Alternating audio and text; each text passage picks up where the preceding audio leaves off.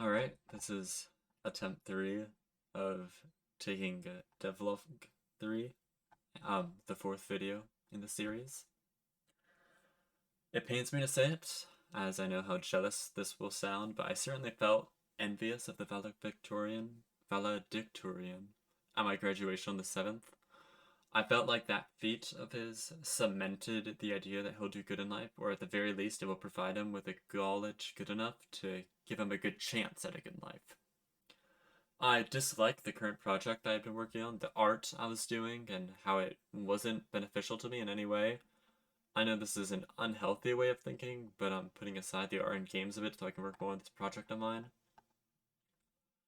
Now, what I'm doing isn't anything big, just little touch-ups on the game that I didn't really like last time.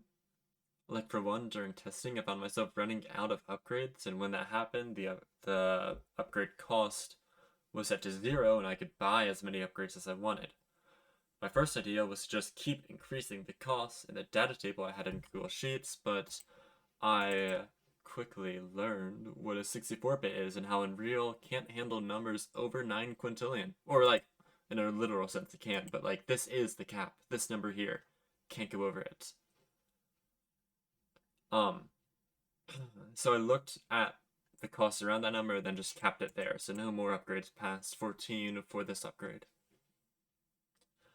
Now, upgrades can't be over 9 quintillion or 9 AE in price, which is sad, because this is an infinite game. I want the start screen, even that, to be able to go until costs reach ZZ, so if all upgrades just cost 9 AE, it's gonna get ridiculously easy.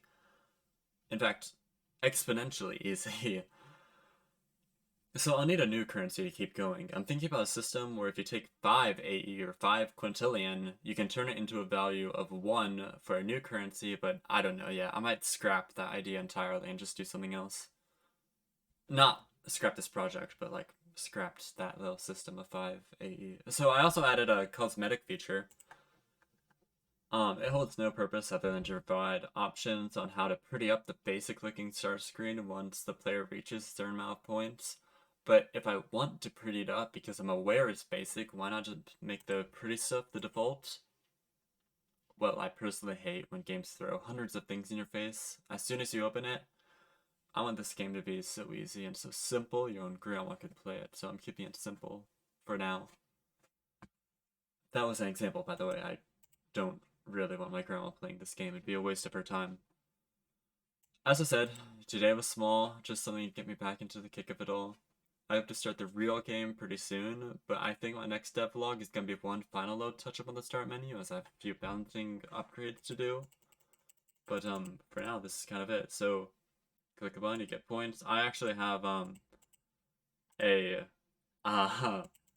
personal upgrade on it just for deving it. So when you reach 10 AA, you get this cosmetics button. Right now it has nothing unlocked, but when you get 100 AA,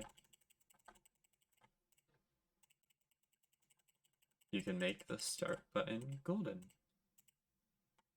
And then of course I plan to add more in the future once I get more parts of the game unlocked, but yeah, for now that's it. It was a small day today, but I'm glad I got work done on this.